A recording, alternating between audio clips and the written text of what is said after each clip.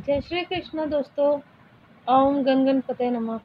अगर गणेश चौथ का चांद दिख जाए तो कलंक से बचने के लिए सुने ये वाली कथा। भाद्रपद शुक्ल चतुर्थी कलंक की चौथ को चंद्र दर्शन करने से मिथ्या दोष लगता है। इस वर्ष दिनांक 30 अगस्त को चंद्र दर्शन ना करें। भूलवश चंद्र दर्शन हो जाए तो उसका प्रभाव कम करने के लिए इस मंत्र का 21, 51 या 108 बार जप करके पवित्र किया हुआ जल पिएं। सिंह प्रसेनम वदितः सिंहो जाम्बवता अतः सुकुमारक मारोदित्स्व ह्योष सयमंतक। अर्थात सुंदर सलोने कुमार इस मणि के लिए सिंह ने प्रसेन को मारा है और जाम्बवान ने उस सिंह का संहार किया है, अतः तुम रो मत। अब इस सयमंतक मणि पर तुम्हारा ही अधिकार है। श्रीमद् भागवत के 10वें स्कंद के 56 और 97 अध्याय में दी गई सयमंतक मणि की चोरी की कथा का आदरपूर्वक पठन या श्रवण करना चाहिए। सयमंतक मणि चोरी की कथा 56वां अध्याय। सयमंतक मणि कथा जाम्बवती और सत्यभामा के साथ श्री कृष्ण का विवाह। श्री शुकदेव जी कहते हैं, परीक्षित, सत्यराजित ने श्री कृष्ण को झूठा कलंक लगाया था। फिर उस अपराध का मार्जन करने के लिए उसने स्वयं सयमंतक मणि सहित अपनी कन्या सत्यभामा भगवान श्री कृष्ण को सौंप दी। राजा परीक्षित ने पूछा, भगवान, सत्यराजित ने भगवान श्री कृष्ण का क्या अपराध किया था? उसे सयमंतक मणि कहाँ से मिली और उसने अपनी कन्या उन्हें क्यों दी? श्री शुकदेव जी ने कहा, परीक्षित, सत्यराजित भगवान सूर्य का बहुत बड़ा भक्त था। वे उसकी भक्ति से प्रसन्न होकर उसके बहुत बड़े मित्र बन गए थे। सूर्य भगवान ने प्रसन्न होकर बड़े प्रेम से उसे सयमंतक मणि दी थी। सत्यराजित उस मणि को गले में धारण कर ऐसा चमकने लगा मानो स्वयं सूर्य ही हो। परीक्षित, जब सत्यराजित द्वारका आया तब अत्यंत तेजस्विता के कारण लोग उसे पहचान ना सके। दूर से ही उसे देखकर लोगों की आंखें उसके तेज से चौंधिया गईं। लोगों ने समझा कि कदाचित स्वयं भगवान सूर्य आ रहे हैं। उन लोगों ने भगवान के पास आकर उन्हें इस बात की सूचना दी। उस समय भगवान चौसर खेल रहे थे। लोगों ने कहा, शंख चक्र गदाधारी नारायण, कमल नयन दामोदर, यदुवंश शिरोमणि गोविंद, आपको नमस्कार है। जगदीश्वर, देखिए, अपनी चमकीली किरणों से लोगों के नेत्रों को चौंधियाते हुए प्रचंड रश्मि भगवान सूर्य आपका दर्शन करने आ रहे हैं। प्रभु, सभी श्रेष्ठ देवता त्रिलोकी में आपकी प्राप्ति का मार्ग ढूंढते रहते हैं, किंतु उसे पाते नहीं हैं। आज आपको यदुवंश में छिपा हुआ जानकर स्वयं सूर्य नारायण आपका दर्शन करने आ रहे हैं। श्री शुकदेव जी कहते हैं, परीक्षित, अनजान पुरुषों की यह बात सुनकर कमल नयन भगवान श्री कृष्ण हंसने लगे।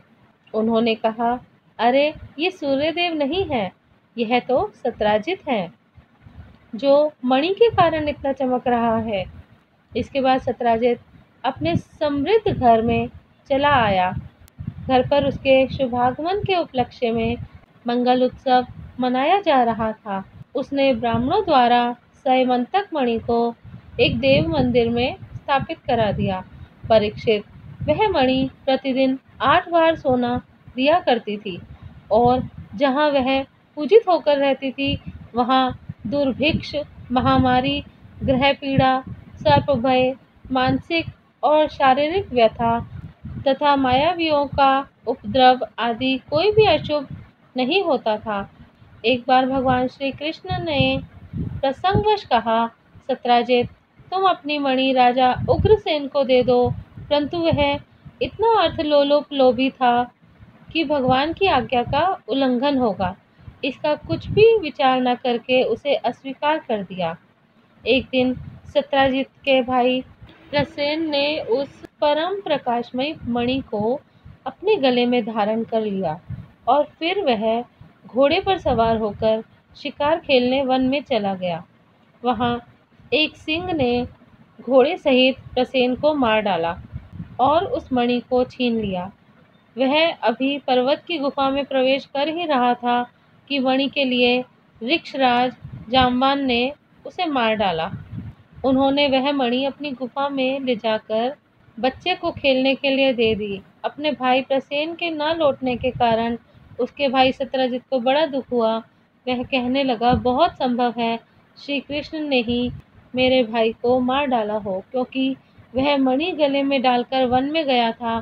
सत्यजित की ये बात सुनकर लोग आपस में कानाफूसी करने लगे। जब भगवान श्री कृष्ण ने सुना कि यह कलंक का टीका मेरे सिर लगाया गया है, तब वे उसे धो बहाने के उद्देश्य से नगर के कुछ सभ्य पुरुषों को साथ लेकर प्रसेन को ढूंढने के लिए वन में गए। वहां खोजते खोजते लोगों ने देखा कि घोर जंगल में सिंह ने प्रसेन और उसके घोड़ों को मार डाला है। जब वे लोग सिंह के पैरों का चिन्ह देखते हुए आगे बढ़े, तब उन लोगों ने यह भी देखा कि पर्वत पर रीछ ने सिंह को भी मार डाला है। भगवान श्री कृष्ण ने सब लोगों को बाहर ही बिठा दिया और अकेले ही घोर अंधकार से भरी हुई ऋक्षराज की भयंकर गुफा में प्रवेश किया। भगवान ने वहां जाकर देखा कि श्रेष्ठ मणि सैमंतक को बच्चों का खिलौना बना दिया गया है। वे उसे हर लेने की इच्छा से बच्चे के पास जा खड़े हुए।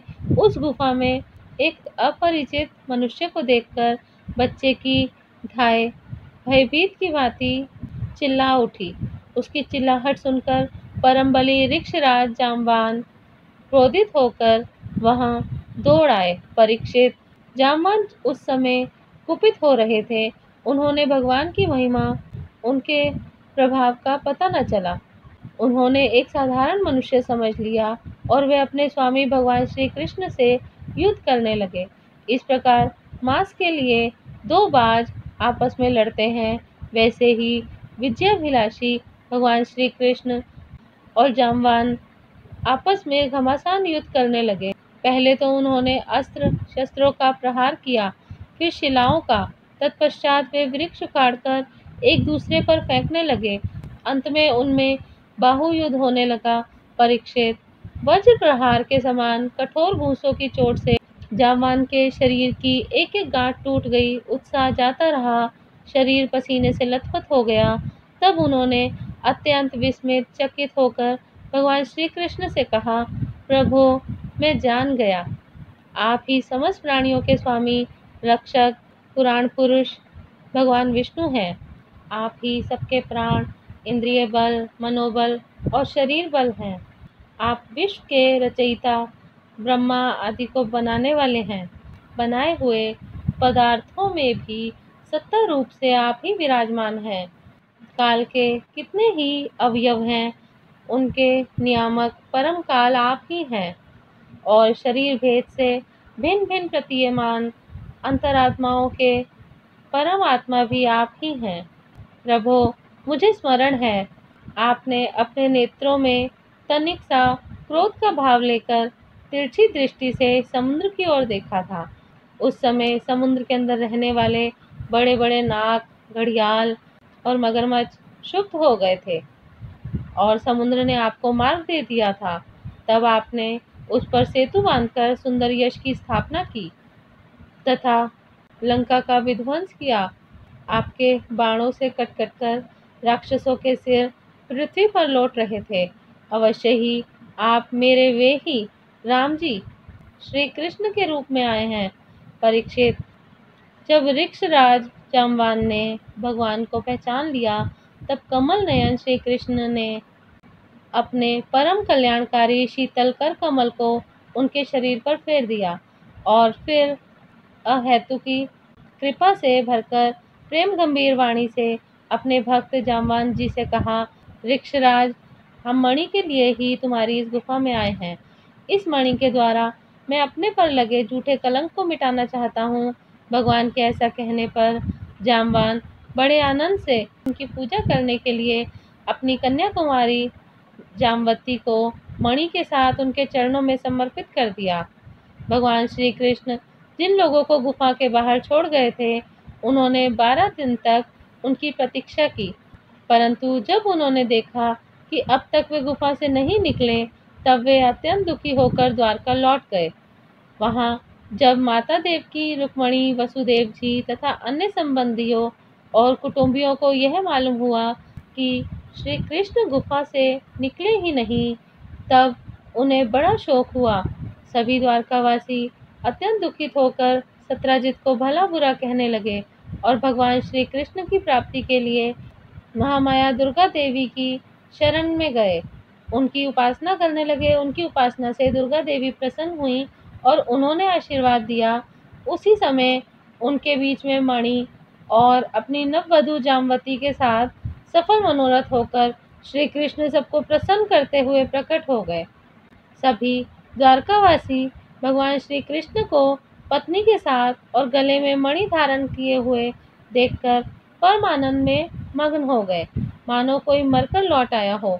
तदंतर भगवान ने सत्राजित को राजसभा में महाराज उग्रसेन के पास बुलवाया और जिस प्रकार मणि प्राप्त हुई वह सब कथा सुनाकर उन्होंने वह मणि सत्राजित को सौंप दी। सत्राजित अत्यंत लज्जित हो गया। मणि तो उसने ले ली, परंतु उसका मुंह नीचे की ओर लटक गया। अपने अपराध पर उसे बड़ा पश्चाताप हो रहा था। किसी प्रकार वह अपने घर पहुंचा। उसके मन की आंखों के सामने निरंतर अपना अपराध नाचता रहा। बलवान के साथ विरोध करने के कारण वह भयभीत भी हो गया था। अब वह यही सोचता रहा कि मैं अपने अपराध का मार्जन कैसे करूं, मुझ पर भगवान श्री कृष्ण कैसे प्रसन्न हो, मैं ऐसा कौन सा काम करूं जिससे मेरा कल्याण हो और लोग मुझे कोसे नहीं। सचमुच मैं अदूरदर्शी शूद्र हूँ। धन के लोभ से मैं बड़ी मूढ़ता का काम कर बैठा। अब मैं रमणियों में रत्न के समान अपनी कन्या सत्यभामा और वह सैमंतक मणि दोनों ही श्री कृष्ण को दे दूं, यह उपाय बहुत अच्छा है। इसी से मेरे अपराध का मार्जन हो सकता है, और कोई उपाय नहीं है। सत्राजित ने अपनी विवेक बुद्धि से ऐसा निश्चय करके स्वयं ही इसके लिए उद्योग किया और अपनी कन्या तथा सैमंतक मणि दोनों ही ले जाकर श्री कृष्ण को अर्पण कर दी। सत्यभामा शील स्वभाव, सुंदरता, उदारता आदि सद्गुणों से संपन्न थी। बहुत से लोग चाहते थे कि सत्यभामा हमें मिले और उन लोगों ने उन्हें मांगा भी था, परंतु अब भगवान श्री कृष्ण ने विधि पूर्वक उनका पाणी ग्रहण किया। परीक्षित, भगवान श्री कृष्ण ने सत्रजित से कहा, हम सैमंतक मणि ना लेंगे। आप सूर्य भगवान के भक्त हैं, इसलिए वह आपके ही पास रहे। हम तो केवल उसके फल के अर्थात उससे निकले हुए सोने के अधिकारी हैं, वही आप हमें दे दिया करो। श्री सुखदेव जी कहते हैं, परीक्षित, यद्यपि भगवान श्री कृष्ण को इस बात का पता था कि लाक्षागृह की आग से पांडवों का बाल भी बांका ना हुआ है, तथापि जब उन्होंने सुना कि कुंती और पांडव जल मरे, तब उस समय का कुल परम्परोचित व्यवहार करने के लिए वे बलराम जी के साथ हस्तिनापुर गए। वहां जाकर भीष्म पितामह, कृपाचार्य, विदुर, गांधारी और द्रोणाचार्य से मिलकर उनके साथ संवेदना सहानुभूति प्रकट की और उन लोगों से कहने लगे, हाय हाय, यह तो बड़े दुख की बात हुई। भगवान श्री कृष्ण के हस्तिनापुर चले जाने से द्वारका में अक्रूर और कृतवर्मा को अवसर मिल गया। उन लोगों ने शतधन्वा से आकर कहा, तुम सत्राजित से मणि क्यों नहीं छीन लेते? सत्राजित ने अपनी श्रेष्ठ कन्या का विवाह हमसे करने का वचन दिया था और अब उसने हम लोगों का तिरस्कार करके उस श्री कृष्ण के साथ ब्याह दिया है। अब सत्राजित भी अपने भाई प्रसेन की तरह क्यों न यमपुरी में जाए। शतधन्वा पापी था और अब तो उसकी मृत्यु भी उसके सिर पर नाच रही थी। अक्रूर और कृतवर्मा इस प्रकार बहकाने पर शतधन्वा उनकी बातों में आ गया और उस महादुष्ट ने लोभवश सोए हुए सत्राजित को मार डाला। उस समय स्त्रियां अनाथ के समान रोने चिल्लाने लगीं, परंतु शतधनवा ने उनकी ओर तनिक भी ध्यान न दिया। जैसे कसाई पशुओं की हत्या कर डालता है, वैसे ही उस सत्राजित को मारकर और मणि लेकर वहां से चंपत हो गया। सत्यभामा जी को यह देखकर कि मेरे पिता मार डाले गए हैं, बड़ा शोक हुआ और वे हाय पिताजी मैं मारी गई, इस प्रकार पुकार पुकार कर विलाप करने लगी। बीच बीच में बेहोश हो जाती और होश में आने पर फिर विलाप करने लगती। इसके बाद उन्होंने अपने पिता के शव को तेल के कड़ाहे में रखवा दिया और आप हस्तिनापुर गईं।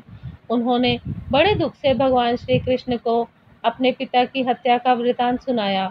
यद्यपि इन बातों को भगवान श्री कृष्ण पहले से ही जानते थे, परीक्षित सर्वशक्तिमान भगवान श्री कृष्ण और बलराम जी ने सब सुनकर मनुष्यों की सी लीला करते हुए अपनी आंखों में आंसू भर लिए और विलाप करने लगे कि अहो, हम लोगों पर तो बहुत बड़ी विपत्ति आ पड़ी है। इसके बाद भगवान श्री कृष्ण सत्यभामा जी और बलराम जी के साथ हस्तिनापुर में द्वारका लौट आए और शतधनवा मारने तथा उससे मणि छीनने का उद्योग करने लगे। जब शतधनवा को यह मालूम हुआ कि भगवान श्री कृष्ण मुझे मारने का उद्योग कर रहे हैं, तब वह बहुत डर गया और अपने प्राण बचाने के लिए उसने कृतवर्मा से सहायता मांगी। तब कृतवर्मा ने कहा, भगवान श्री कृष्ण और बलराम जी सर्वशक्तिमान ईश्वर हैं, मैं उनका सामना नहीं कर सकता। भला ऐसा कौन है जो उनके साथ वैर बांधकर इस लोक और परलोक में सकुशल रह सके। तुम जानते हो कि कंस उन्हीं से द्वेष करने के कारण राज्य लक्ष्मी को खो बैठा और अपने अनुयायियों के साथ मारा गया। जरासंध जैसे शूरवीर को भी उनके सामने 17 बार मैदान में हारकर बिना रथ के ही अपनी राजधानी लौट जाना पड़ा। जब कृतवर्मा ने उसे इस प्रकार टका सा जवाब दे दिया, तब शतधनवा ने सहायता के लिए अक्रूर जी से प्रार्थना की। उन्होंने कहा, भाई ऐसा कौन है जो सर्वशक्तिमान भगवान का बल पौरुष जानकर भी उनसे वैर विरोध ठाने, जो भगवान खेल खेल में ही इस विश्व की रचना, रक्षा और संहार करते हैं तथा जो कब क्या करना चाहते हैं, इस बात को माया से मोहित ब्रह्मा आदि विश्व विधाता भी नहीं समझ पाते, जिन्होंने 7 वर्ष की अवस्था में जब वे निरे बालक थे, एक हाथ से ही गिरिराज गोवर्धन को उखाड़ लिया और जैसे नन्हे नन्हे बच्चे बरसाती छत्ते को उखाड़ हाथ में रख लेते हैं, वैसे ही खेल खेल में 7 दिनों तक उसे उठाए रखा। मैं तो उन भगवान श्री कृष्ण को नमस्कार करता हूँ, उनके कर्म अद्भुत हैं। वे अनंत अनादि एक रस और आत्म स्वरूप हैं। जब इस प्रकार अक्रूर जी ने भी उसे कोरा जवाब दे दिया, तब शतधनवा ने सैमंतक मणि उन्हीं के पास रख दी और आप 400 कोस लगातार चलने वाले घोड़े पर सवार होकर वहां से बड़ी फुर्ती से भागा। परीक्षित, भगवान श्री कृष्ण और बलराम दोनों भाई अपने उस रथ पर सवार हुए जिस पर गरुड़ चिन्ह से चिन्हित ध्वजा फहरा रही थी और बड़े वेग वाले घोड़े जुते हुए थे। अब उन्होंने अपने श्वशुर सत्राजित को मारने वाले शतधनवा का पीछा किया। मिथिलापुरी के निकट एक उपवन में शतधनवा का घोड़ा गिर पड़ा। अब वह उसे छोड़कर पैदल ही भागा।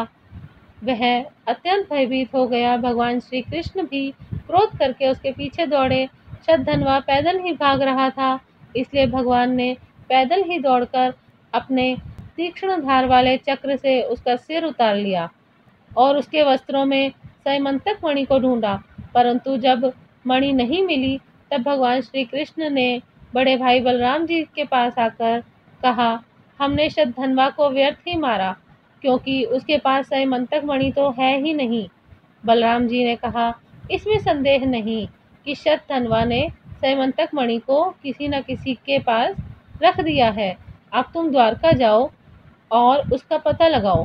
मैं विदेहराज से मिलने जाता हूँ, क्योंकि वे मेरे बहुत ही प्रिय मित्र हैं। परीक्षित, यह कहकर यदुवंश शिरोमणि बलराम जी मिथिला नगरी में चले गए। जब मिथिला नरेश ने देखा कि पूजनीय बलराम जी महाराज पधारे हैं, तब उनका हृदय आनंद से भर गया। उन्होंने झटपट अपने आसन से उठकर अनेक सामग्रियों से उनकी पूजा की। इसके बाद भगवान बलराम जी कई वर्षों तक मिथिलापुरी में रहे। महात्मा जनक ने बड़े प्रेम और सम्मान से उन्हें रखा। इसके बाद समय पर धृतराष्ट्र के पुत्र दुर्योधन ने बलराम जी से गदा युद्ध की शिक्षा ग्रहण की। अपनी प्रिय सत्यभामा का प्रिय कार्य करके भगवान श्री कृष्ण द्वारका लौट आए और उनको यह समाचार सुना दिया कि शतधन्वा को मार डाला गया, परंतु सैमंतक मणि उसके पास न मिली। इसके बाद उन्होंने भाई बंधुओं के साथ अपने श्वशुर सत्राजित की वे सब औधर्वदैहिक क्रियाएं करवाईं, जिनसे मृतक प्राणी का परलोक सुधरता है। अक्रूर और कृतवर्मा ने शतधन्वा को सत्राजित के वध के लिए उत्तेजित किया था। इसलिए जब उन्होंने सुना कि भगवान श्री कृष्ण ने शतधन्वा को मार डाला है, तब वे अत्यंत भयभीत होकर द्वारका से भाग खड़े हुए। परीक्षित, कुछ लोग ऐसा मानते हैं कि अक्रूर के द्वारका से चले जाने पर द्वारकावासियों को बहुत प्रकार के अनिष्टों और अरिष्टों का सामना करना पड़ा, परंतु जो लोग ऐसा कहते हैं वे पहले कही हुई बातों को भूल जाते हैं।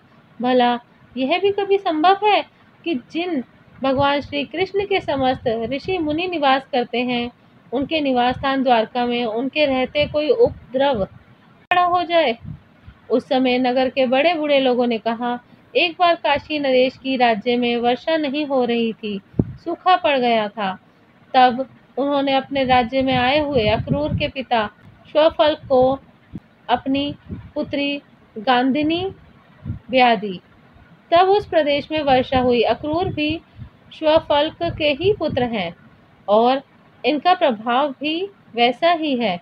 इसलिए जहाँ जहाँ अक्रूर रहते हैं, वहाँ वहाँ खूब वर्षा होती है तथा किसी प्रकार का कष्ट और महामारी आदि उपद्रव नहीं होते।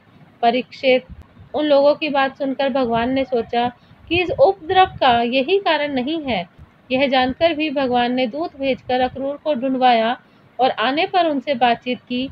भगवान ने उनका खूब स्वागत और सत्कार किया और मीठी मीठी प्रेम की बातें कहकर उनसे संभाषण किया। परीक्षित, भगवान सबके चित्त का एक एक संकल्प देखते रहे, इसलिए उन्होंने मुस्कुराते हुए अक्रूर से कहा, चाचा जी, आप दान धर्म के पालक हैं। हमें यह बात पहले से ही मालूम है कि शतधन्वा आपके पास वह सैमंतक मणि छोड़ गया है, जो बड़ी ही प्रकाशमान है और धन देने वाली है। आप जानते ही हैं कि सत्राजित के कोई पुत्र नहीं है, इसलिए उनकी लड़की के लड़के उनके नाती ही उन्हें तिलांजलि और पिंडदान करेंगे, उनका ऋण चुकाएंगे और जो कुछ बच रहेगा उसके उत्तराधारी होंगे। इस प्रकार शास्त्रीय दृष्टि से यद्यपि सैमंतक मणि हमारे पुत्रों को ही मिलनी चाहिए, तथापि वह मणि आपके पास ही रहे, क्योंकि आप बड़े व्रतनिष्ठ और पवित्र आत्मा हैं तथा दूसरों के लिए उस मणि को रखना अत्यंत कठिन भी है। परंतु हमारे सामने एक बहुत बड़ी कठिनाई यह आ गई है कि हमारे बड़े भाई बलराम जी मणि के संबंध में मेरी बात का पूरा विश्वास नहीं करते। इसलिए महाभाग्यवान अक्रूर जी, आप वह मणि दिखाकर हमारे इष्ट मित्र बलराम जी, सत्यभामा और जाम्बवती का संदेह दूर कीजिए और उनके हृदय में शांति का संचार कीजिए। हमें पता है कि उसी मणि के प्रताप से आजकल आप लगातार ही ऐसे यज्ञ करते रहे हैं जिसमें सोने की वेदियां बनती हैं। परीक्षित, जब भगवान श्री कृष्ण ने इस प्रकार सांत्वना देकर उन्हें समझाया बुझाया, तब अक्रूर जी ने वस्त्र में लपेटी हुई सूर्य के समान प्रकाशमान वह मणि निकाली और भगवान श्री कृष्ण को दे दी। भगवान श्री कृष्ण ने वह सैमंतक मणि अपने जाति भाइयों को दिखाकर अपना कलंक दूर किया और उसे अपने पास रखने में समर्थ होने पर भी उन्हें अक्रूर जी को लौटा दिया। सर्वशक्तिमान, सर्वव्यापक भगवान श्री कृष्ण के पराक्रम से परिपूर्ण यह आख्यान समस्त पापों, अपराधों और कलंकों का मार्जन करने वाला तथा परम मंगलमय है। जो इसे पढ़ता, सुनता अथवा स्मरण करता है, वह हर प्रकार की अपकीर्ति और पापों से छूटकर शांति का अनुभव करता है। तो दोस्तों, यहाँ पर हमारी कथा समाप्त होती है। जय श्री कृष्णा, राधे राधे।